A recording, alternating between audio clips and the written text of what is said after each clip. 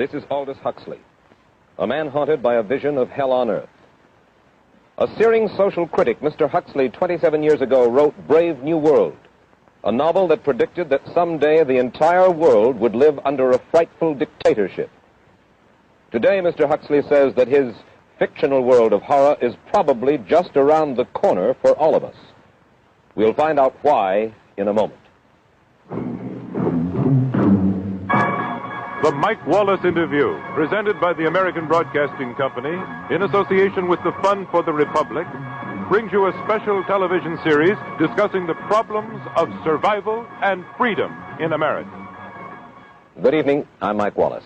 Tonight's guest, Aldous Huxley, is a man of letters, as disturbing as he is distinguished. Born in England, now a resident of California, Mr. Huxley has written some of the most electric novels and social criticism of this century. He's just finished a series of essays called Enemies of Freedom, in which he outlines and defines some of the threats to our freedom in the United States. And Mr. Huxley, right off the bat, let me ask you this. As you see it, who and what are the enemies of freedom here in the United States? Well, I don't think you can say who in the United States. I don't think there are any sinister persons deliberately trying to rob people of their freedom. But I do think, first of all, that there are a number of impersonal forces which are pushing in the direction of less and less freedom. And I also think that there are a number of technological devices which anybody who wishes to use can use to accelerate this process of going away from freedom, of imposing control. Well, what are these forces and these devices, Mr. Huxley?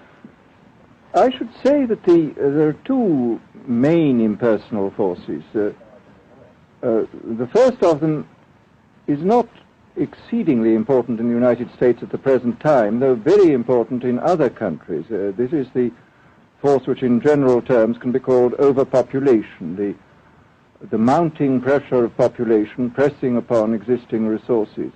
This, of course, is an extraordinary thing. Something is happening which has never happened in the world's history before. I mean, let's just take a simple fact that between the time of the birth of Christ and the landing of the Mayflower, the population of the Earth doubled. It rose from 250 million to probably 500 million. Today, the population of the Earth is rising at such a rate that it will double in half a century. Well, why should overpopulation work to diminish our freedoms?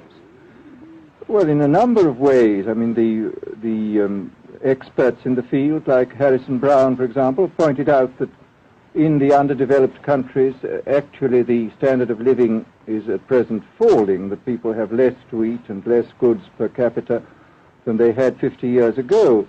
And as the position of these countries, the economic position, becomes more and more precarious, obviously the central government has to take over more and more responsibility for keeping the ship of state on an even keel. And then, of course, you're likely to get social unrest under such conditions, with again an intervention of the central government. So that I think one sees here a pattern which seems to be pushing very strongly towards a totalitarian regime. And unfortunately, as in all these underdeveloped countries, the only highly organized political party is the Communist Party, it looks rather as though they will be the heirs to this unfortunate process, that they will step into the position of power. Well, then, ironically enough, one of the greatest forces against communism in the world, the Catholic Church, according to your thesis, would seem to be pushing us directly into the hands of the communists because they are against birth control. Well, I think this strange paradox probably is true. There is it's an extraordinary situation, actually. I mean, one has to look at it, of course, from a biological point of view.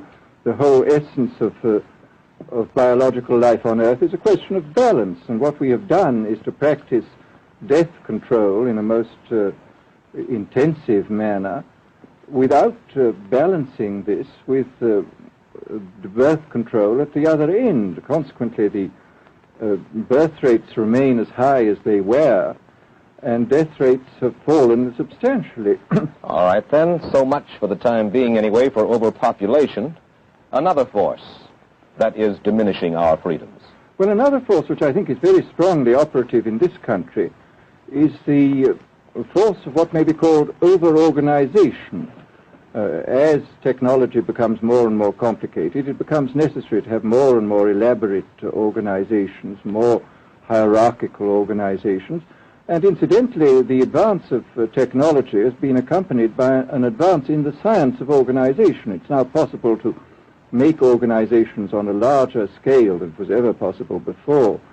And so that you have more and more people living their lives out as subordinates in these hierarchical systems controlled by bureaucracies, either the bureaucracies of big business or the bureaucracies of big government. Mm-hmm. Mm-hmm. Now, the devices that you were talking about, are there specific devices or methods of communication which diminish our freedoms in addition to overpopulation and over-organization? Well, there are certainly devices which can be used in this way.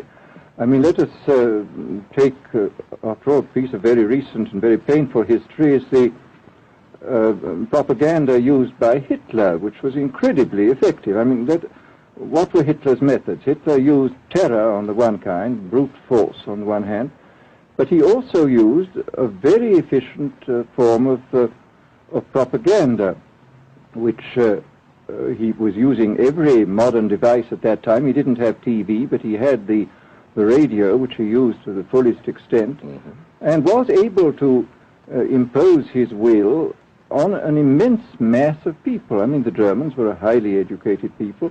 Well, we're aware of all this, but how do you equate Hitler's use of propaganda with the way that propaganda, if you will, is used, let us say, here in the United States? Are you suggesting that there is a parallel? Needless to say, it's not being used in this way now, but the point is, it seems to me, that there are methods at present available, methods superior in some respects to Hitler's method, which could be used in a bad situation. I mean, what I feel very strongly is that we mustn't be caught by surprise by our own advancing technology. This has happened again and again in history.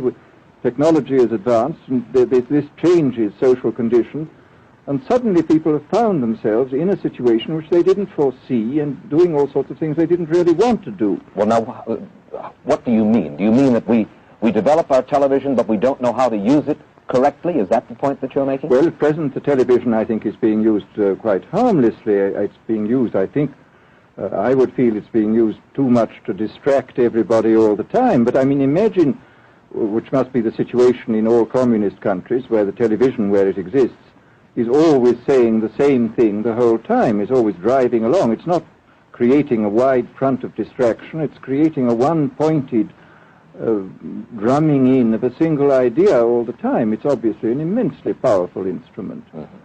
So you're talking about the potential misuse of the instrument. Exactly. We have, after all technology is in itself morally neutral.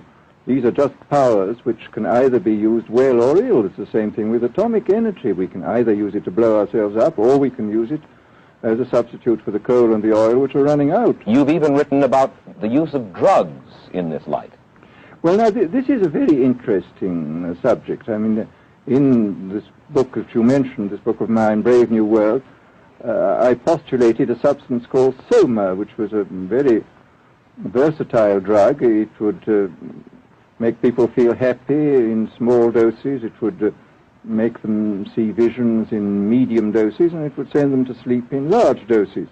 Well, I don't think such a drug exists now, nor do I think it will ever exist, but we do have drugs which will do some of these things, and I think it's quite on the cards that we may have drugs which will profoundly change our mental states without doing us any harm. I mean, this is the pharmacological revolution which has taken place, that we have now powerful mind-changing drugs which, physiologically speaking, are almost costless. I mean, they are not like opium or like cocaine, which do change the state of mind, but leave terrible results physiologically and morally. Mr. Huxley, in your new essays, you state that these various enemies of freedom, are pushing us toward a real-life, brave new world, and you say that it's awaiting us just around the corner. First of all, can you detail for us what life in this brave new world which you fear so much, what life might be like? Well, to start with, I think this kind of the dictatorship of the future, I think will be very unlike the dictatorships which we've been familiar with in the immediate past. I mean, take another book prophesying the future, which was a very remarkable book, George Orwell's 1984. Mm-hmm. Well, this book was written at the height of the Stalinist regime and just after the Hitler regime. And there he foresaw a dictatorship using entirely the methods of terror, the methods of physical violence. Now, I think what is going to happen in the future is the dictators will find, as the old saying goes, that you can do everything with bayonets except sit on them. That if you want to preserve your power indefinitely, you have to get the consent of the ruled. And this they will do partly by drugs, as I foresaw in Brave New World, partly by these new techniques of propaganda. They will do it by bypassing the sort of rational side of man and appealing to his subconscious and his deeper emotions and his physiology even, and so making him actually love his slavery. I mean, I think this is the danger, that actually people may be in some ways happy under the new regime, but they will be happy in a situation where they oughtn't to be happy. But let me ask you this. You're talking about a world that could take place within the confines of a totalitarian state. Let's become more immediate, more urgent about it. We believe, anyway, that we live in democracy here in the United States. Do you believe that this brave new world that you talk about could, let's say, in the next quarter century, the next century, could come here to our shores? I think it could. I mean, that's why I feel it's so extremely important here and now to start thinking about these problems, not to let ourselves be taken by surprise by the new advances in technology. I mean, for example, in regard to the use of the drugs, we know there's enough evidence now for us to be able, on the basis of this evidence and using a certain amount of creative imagination, to foresee the kind of uses which could be made by people of bad will with these things, and to attempt to forestall this. And in the same way, I think with these other methods of propaganda, we can foresee and we can do a good deal to forestall. I mean, after all, the price of freedom is eternal vigilance. You write in Enemies of Freedom, you write specifically about the United States. You say this, writing about American political campaigns. You say, all that is needed is money and a candidate who can be coached to look sincere. Political principles and plans for specific action have come to lose most of their importance. The personality of the candidate, the way he is projected by the advertising experts, are the things that really matter. Well, this is... during the last campaign, there was a great deal of this kind of statement by the advertising managers of the campaign parties, this idea that the candidates had to be merchandised as though they were soap or toothpaste, and that you had to depend entirely on the personality. I mean, the personality is important, but there are certainly people with an extremely amiable personality, particularly on TV, who might not necessarily be very good in positions of political trust. Well, do you feel that men like Eisenhower, Stevenson, Nixon, with knowledge of forethought, were trying to pull the wool over the eyes of the American public? No, but they were being advised by powerful advertising agencies who were making campaigns of a quite different kind from what had been made before. And I think we shall see probably all kinds of new devices coming into the picture. I mean, for example, this thing which got a good deal of publicity last autumn, subliminal projection. I mean, as it stands, this thing, I think, is of no menace to us at the moment. But I was talking the other day to one of the people who has done most experimental work in the psychological laboratory with this, who was saying precisely this, that it is not at the moment a danger, but once you've established a principle that something works, you can be absolutely sure that the technology of it is going to improve steadily. And his view of the subject was that, well, maybe they will use it to some extent in the 1960 campaign, but they will probably use it a good deal and much more effectively in the 1964 campaign, because this is the kind of rate at which technology advances. And we'll be persuaded to vote for a candidate that we do not know that we are being persuaded to vote for. Exactly. I mean, this is the rather alarming feature, that you're being persuaded below the level of choice and reason. In regard to advertising, which you mentioned just a little ago, in your writing, particularly in Enemies of Freedom, you attack Madison Avenue, which controls most of our television and radio advertising, newspaper advertising, and so forth. Why do you consistently attack the advertising agency? Well, no, I think that advertisement plays a very necessary role, but the danger, it seems to me, in a democracy is this. I mean, what does a democracy depend on? A democracy depends on the individual voter making an intelligent and rational choice for what he regards as his enlightened self-interest in any given circumstance. But what these people are doing, I mean, what both for their particular purposes, for selling goods, and the dictatorial propagandists are doing, is to try to bypass the rational side of man and to appeal directly to these unconscious forces below the surface, so that you are, in a way, making nonsense of the whole democratic procedure, which is based on conscious choice on rational grounds. Of course, well, maybe you have just answered this next question, because in your essay you write about television commercials, not just political commercials, but television commercials as such, and how, as you put it, today's children walk around singing beer commercials and toothpaste commercials, and then you link this phenomenon in some way with the dangers of a dictatorship. Now, could you spell out the connection, or how do you feel that you have done so sufficiently? Well, I mean, here, this whole question of children, I think, is a terribly important one, because children are quite clearly much more suggestible than the average grown-up. And again, suppose that for one reason or another, all the propaganda was in the hands of one or very few agencies, you would have an extraordinarily powerful force playing on these children, who after all are going to grow up and be adults quite soon. I do think that this is not an immediate threat, but it remains a possible threat. And you said something to the effect in your essay that the children of Europe used to be called cannon fodder, and here in the United States they are television and radio fodder. Well, after all, you can read in the trade journals the most lyrical accounts of how necessary it is to get hold of the children, because then they will be loyal brand buyers later on. Mm-hmm.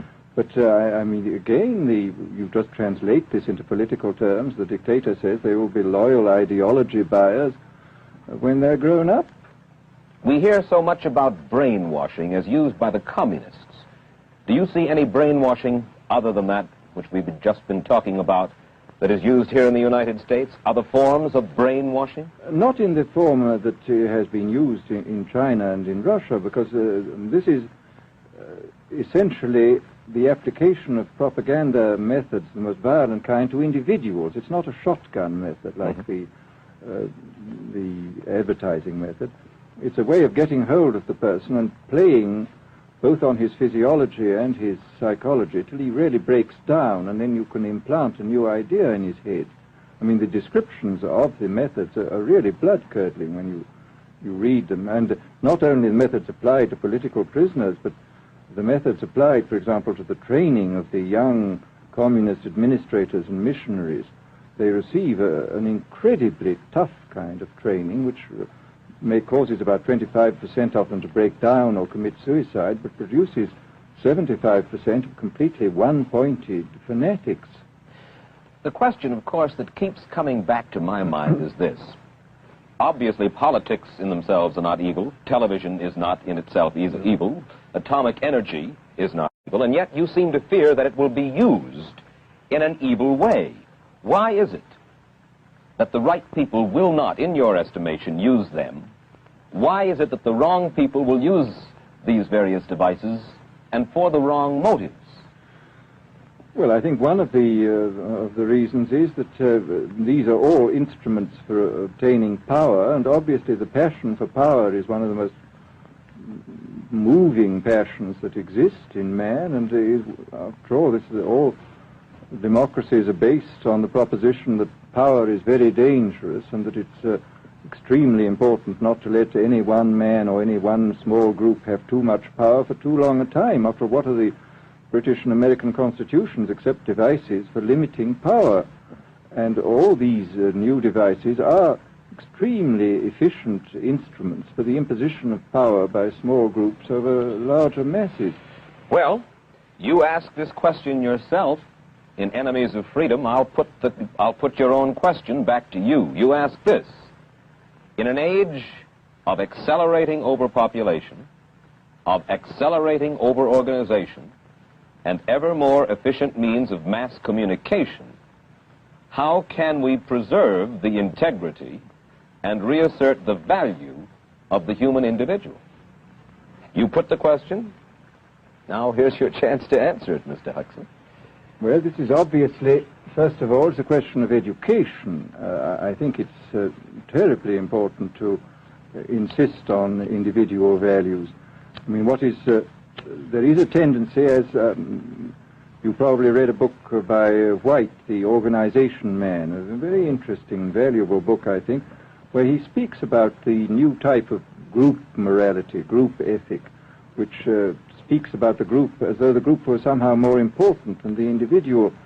But this seems, as far as I'm concerned, to be in contradiction with what we know about the genetical makeup of human beings, that every human being is unique.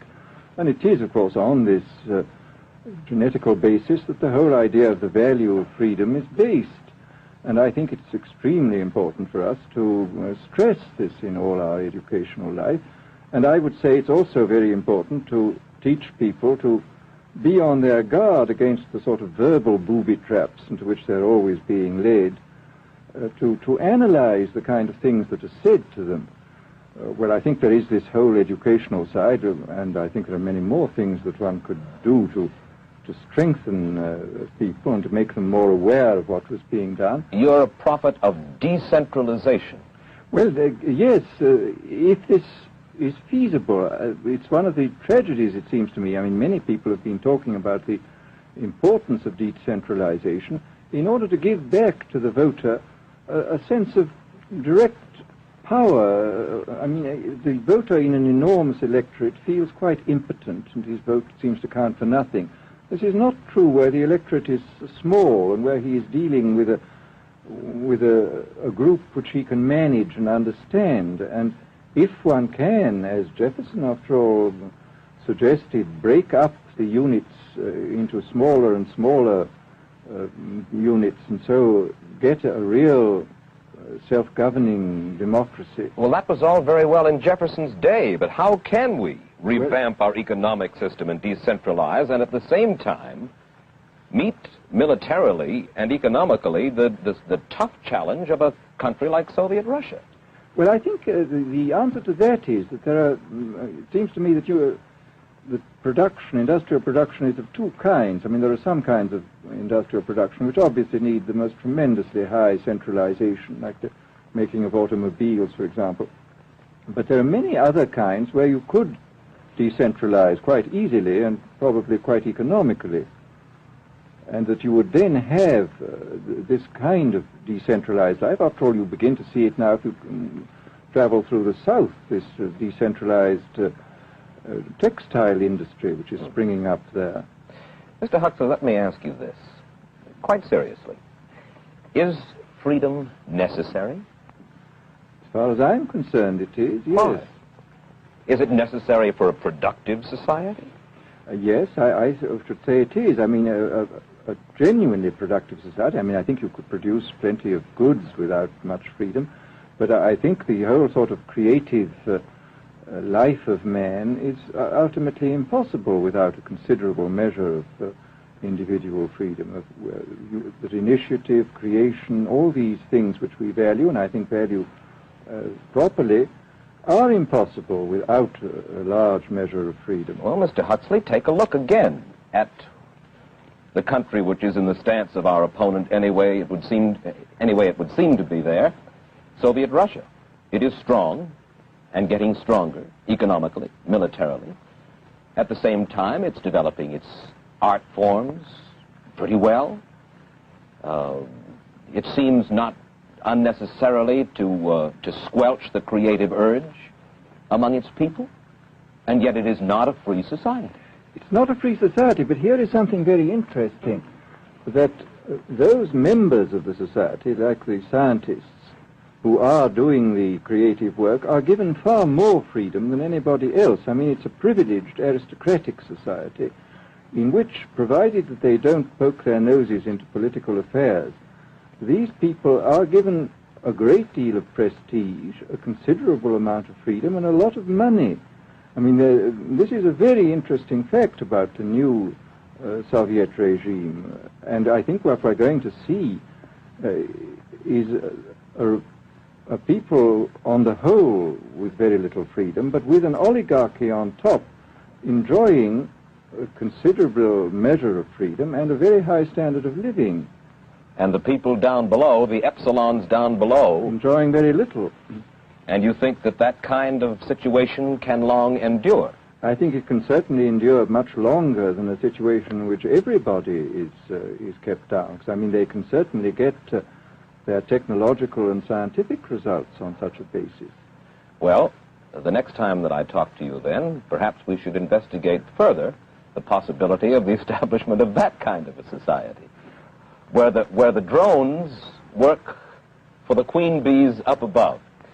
Well, but yes, but I must say I still believe in democracy. If we can make the best of the creative activities of the people on top, plus those of the people on the bottom, so much the better.